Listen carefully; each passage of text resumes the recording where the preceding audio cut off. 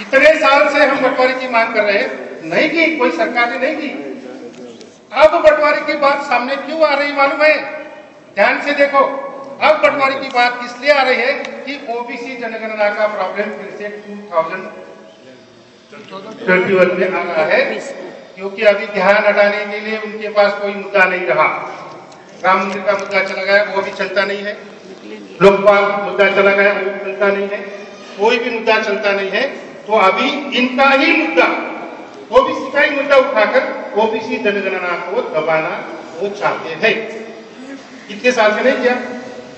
और हमारे में कुछ लोग हैं कि जो बहक जाते हैं, किसी के कहने पे बहक जाते हैं। अरे भाई साहब, आप ये आंदोलन चलाओ, हम आपके सपोर्ट में, तो हम बह जाते हैं। अभी आज से कुछ लोग उठेंगे, दिल्ली में जाएंगे और कहेंगे अरे वो जानता हूँ ओबीसी जनगणना मुद्दा, हमारा बंटवारा कर दो आज। तो ये नहीं करेंगे, प्रामाणिकता चाहिए। देखो, हम किसी को शत्रु नहीं मानते, हम किसी को दुश्मन नहीं मानते, लेकिन हमको कुछ लोग दुश्मन मानते हैं। वो आरएसएस वाले, बीजेपी वाले, चाहे वो आर्य भट्ट ब्राह्मण जो भी नहीं, वो हमको दुश्मन मानते हैं। हम तो उनको दुश्मन नहीं मानते, हम तो उनको घर को बुलाते हैं, सत्यनारायण की पूजा करते हैं, भाई ये लो 500 रुपए हमारी पूजा कर दो। हम तो उनको शत्रु नहीं मानते, लेकिन वो हमको शत्रु मानते हैं। तो ये हमारे शत्रु जो है, ये जिस स्ट्रैटेजी से काम करते हैं वो हमें देखना चाहिए। जब वो गाय का मुद्दा उठाते हैं तो पूरा देश में 2 महीने तक गाय का मुद्दा ही। सर आपके पास 2 मिनट है और बोलिए, आप बोलिए, बीच में पोटो को मत मुझे नहीं, आपका समय जो दिया कल मैंने नहीं बोला था। आप मुझे माफ कीजिए, नहीं आप बोलिए, लेकिन माफ कीजिए, बिल्कुल पूरी बात कीजिए, बिल्कुल पूरी बात कीजिए। मैं कल नहीं बोला, इसलिए मैं थोड़ा समय आज लूंगा। बिल्कुल लो समय, कोई प्रॉब्लम नहीं है। भाऊसाहेब 15 लोक काय करायचं आयोजकानं? असं नाही आहे, समय का पाबंदी सबके लिए है। बोलिए, आयोजक बोलेगा, आपको बोलना है। हेलो, ते आयोजक अध्यक्ष और बोरे आयोजक प्लीज नहीं अध्यक्ष अरे भैया उनको बात करने दो, उनको बात बोलनी है। हाँ, तो आयोजक इम्पोर्टेंट मुद्दा है, बोलेंगे। देखो, हमको बैठाने के लिए बहुत सारे मुद्दे वो ढूंढ के निकालते हैं, हमको उनको देखना है, समझना है। तो आज बंटवारे की बात कोई नहीं करेगा। आज सिर्फ 2018 पूरा साल जो है, जनवरी से लेकर दिसंबर तक, ये जो 2018 साल जो है, ये हमको पूरा केवल और केवल ओबीसी जनगणना के लिए ही लेना है। कोई बंटवारे की बात नहीं करेगा इस साल में। अरे भाई, तमिलनाडु तो कोई भी आदमी, ओबीसी आदमी को पूछो, तुम तमिलनाडु में जाओ, वहां भी बंटवारा है, लेकिन वो बोलते हैं कि हमको 50% मिला है, 50% जनसंख्या के तहत हो गया, बहुत मिल गया, तो बहुत मिल जाता है, तो बंटवारा करना आसान हो जाता है। अरे मेरी थाली में आधी रोटी भी नहीं है और बोल रहे कि चलो सब बंटवारा कर लेंगे, तो क्या मतलब है? तमिलनाडु में 50% रिजर्वेशन है, 50% ओबीसी है, सबको मिलता है। तो उन्होंने खुद बोला कि भाई बंटवारा, आपस में बैठ के बंटवारा कर लो, तो उन्होंने कर लिया तमिलनाडु में। वैसे हम यहाँ करेंगे ना, कब? जब हमारी ओबीसी जनगणना हो जाएगी, कौन अगड़ा है, कौन पीछे रह गया है, किसको नहीं मिला है, किसको ज्यादा मिल गया है, ये सब कागज पे आएगा कब? ओबीसी जनगणना होने के बाद। और फिर हम बैठेंगे, चर्चा करेंगे और कहेंगे कि भाई ये लोग इतने पीछे हैं, इनको इतना देना है, इनको इतना देना है, ये हम करेंगे। ये नहीं, ये क्यों करेंगे? ये हम करेंगे। ये हमारा शत्रु क्यों करेगा? ये हमारा शत्रु जब भी कुछ करने की बात करता है, हमें झगड़ा लगाने की बात करता है। हाँ, ये पहले समझ लो। बंटवारे की बात अब कोई नहीं करेगा। जब तक ओबीसी जनगणना हो नहीं जाती, तब तक बंटवारे की बात मत करो। मंजूर है सर, मंजूर है। लाइन ऑफ एक्शन बताइए। हाँ, अगर बंटवारा हो गया तो कोई लड़ने वाला नहीं होगा ओबीसी जनगणना के लिए, कमजोर हो जाएंगे सब। और दूसरी बात, जब हम ओबीसी जनगणना की बात करते हैं तो लोगों को लगता है कि ये ओबीसी के स्वार्थ की बात है। देखो, ओबीसी की कोई भी मांग ओबीसी के स्वार्थ के लिए नहीं है, क्योंकि जब भी ओबीसी जागरूक हो जाएगा तब पूरी जाति व्यवस्था खत्म हो जाएगी। तो जाति व्यवस्था खत्म करने की बात है, ओबीसी की बात मतलब जाति व्यवस्था खत्म करने की बात। एससी एसटी को रिजर्वेशन मिल गया, जाति व्यवस्था को कुछ भी नहीं हुआ, लेकिन जब ओबीसी को कुछ मिल जाएगा तो जाति व्यवस्था खत्म होने की बात होगी। इसका कारण मैं बताता हूं कि 1948 में देश स्वतंत्र होने के बाद पहला कानून ओबीसी के खिलाफ क्यों किया गया, क्योंकि अगर ओबीसी की जनगणना हो गई तो क्या प्रॉब्लम होगा। एससी 15%, सरकारी तिजोरी में से 15% रकम निकलेगी, एससी के नाम पर हो जाती है। 7% आदिवासी, सरकारी तिजोरी में से 7% रकम निकलती है, पैसा निकलता है 7% आदिवासी के नाम पे हो जाता है और आदिवासी के लिए यूज किया जाता है। अगर ओबीसी की गणना हो गई तो 52% से जो भी 65-60% जो भी संख्या होगी 50% समझ लो, तो सरकारी तिजोरी में से 50% पैसा अगर ओबीसी के नाम पे हो गया तो क्या परिणाम होगा इस देश की अर्थव्यवस्था पर। हमारा हिस्सा नहीं मिल रहा है, 52% से ज्यादा सरकारी तिजोरी में जो पैसा है तो हमारा हिस्सा कौन यूज कर रहा है। मल्ल्या अपनी ऐशारामी के लिए, अपनी चैनबाजी के लिए, अपनी मौज मस्ती के लिए मल्ल्या जैसे लोग सरकारी तिजोरी में से पैसा निकालकर। सर आप विद्वान हैं, लाइन ऑफ एक्शन बताइए। वही सरकारी तिजोरी में से ओबीसी को जब हिस्सा मिलेगा तो ये मल्ल्या जैसे जो लोग हैं मौज मस्ती करने के लिए कर्जा निकाल के हमारी तिजोरी में से वो नहीं निकालेंगे।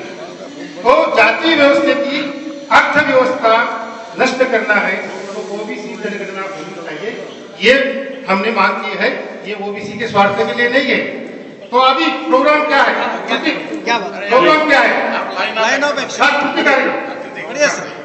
पूर्ति कार्यक्रम ये है, पूर्ति कार्यक्रम ये है कि ओबीसी की कोई भी मांग के लिए रास्ते पे उतरने की जरूरत नहीं, किसी को पत्थर मारने की जरूरत नहीं, कोई जेल भरो आंदोलन करने की जरूरत नहीं।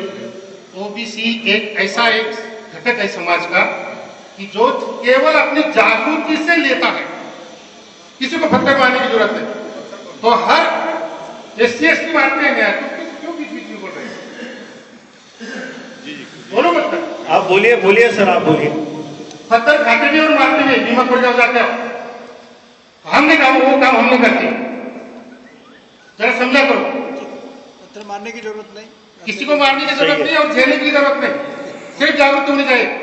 हर डिस्ट्रिक्ट में ओबीसी जनगणना परिषद होनी चाहिए। जहां भी हम रहते हैं उस डिस्ट्रिक्ट में कम से कम एक दिन की, ज्यादा से ज्यादा 2 दिन की भी हो सकती है, कम से कम 1 दिन की ओबीसी जनगणना परिषद लगानी है डिस्ट्रिक्ट वाइज। और दूसरी बात कि हमारे जैसे लोग आके बैठ गए उस परिषद में तो कुछ नहीं होगा, सिर्फ चर्चा होगी। तो काम कब होगा कि समझो मैं जुलिया डिस्ट्रिक्ट का आदमी हूं, मैंने काम शुरू कर दिया, मैंने 10 जिले में 10 ओबीसी की मीटिंग की और सोलापुर में पूरा 1 दिन का ओबीसी सम्मेलन लिया, जिला स्तरीय डिस्ट्रिक्ट वाइज सोलापुर में, और काम चल रहा है मेरे सब डेट्स बांट दिए गए सब जिले में और प्रोग्राम चल रहे हैं। तो ये अनुभव की बात है, काम करने की बात है, सिर्फ किताब पढ़ने से सब कुछ नहीं आ जाता, काम करने की बात है। तो देखो जिस जिले में ओबीसी जनगणना परिषद लेनी है तो पहले ये काम करो जो मैंने अब तक किया है वो करो। उस जिले में नाई समाज का जाति का जो संगठन है उसके प्रेसिडेंट और वाइस प्रेसिडेंट जो है, अध्यक्ष उपाध्यक्ष, उनको पहले मीटिंग में बुलाओ क्योंकि वो कभी नहीं आती था।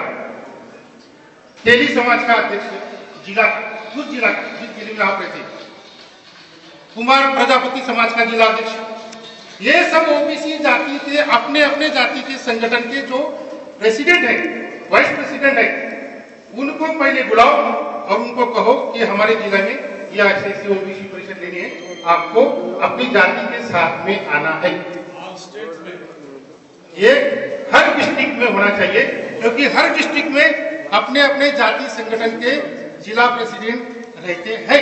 हम उनको कभी बुलाते नहीं, हम उनको कभी देखते भी नहीं, और हमारा प्रोग्राम हम ही लेते हैं, हम ही भाषण करते हैं और हम ही सुनते हैं। उन तक, उन जातियों तक नहीं जाता। अगर नाई समाज के लोगों तक ये बात जानी चाहिए तो उसके प्रेसिडेंट को बुलाओ और उसको कहो कि अपनी जाति की अलग मीटिंग करके वहां पे हमें बुलाओ, हम ये ओबीसी जनगणना का मुद्दा रखेंगे और आप सबको परिषद में आने का है। तो इस तरह से हमने काम शुरू किया और उसमें मैं सक्सेस हूँ।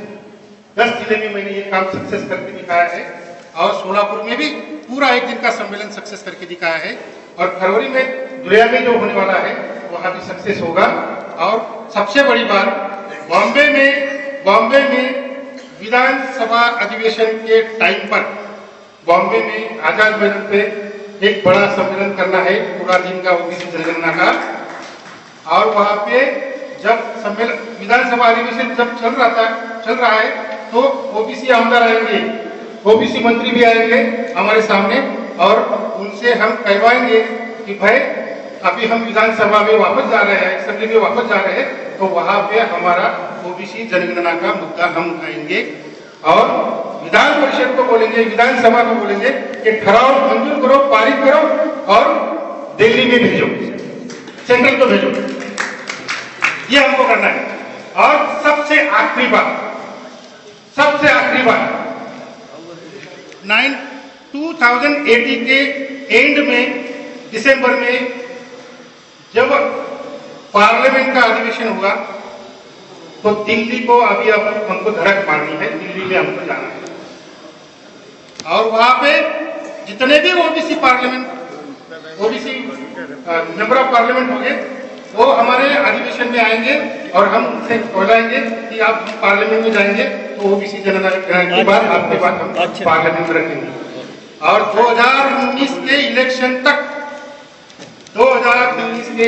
तक हमको ये माहौल खड़ा करना है कि कोई भी पॉलिटिकल पार्टी 2019 में चुनाव लड़ेगी तो चुनाव के घोषणा पत्र में लिखेगी कि भाई 2021 में जो जनगणना होगी उसमें हम ओबीसी की जनगणना करेंगे अगर सत्ता में आएंगे तो ये सबसे आखिरी मुद्दा है। अभी इसके ऊपर हम काम करना है। ये कृति कार्यक्रम है, एक्शन प्रोग्राम है। मेरे जो इस किताब में ये सब बातें रखी है, ये मराठी में है, लेकिन जल्द ही हिंदी में आएंगी तो उसमें भी ये कृति कार्यक्रम होगा। तो थैंक यू। जय ज्योति, जय भीम। प्राध्यापक दिलीप काठोरे ये अपनी बात रखेंगे। Thank you sir, thank you.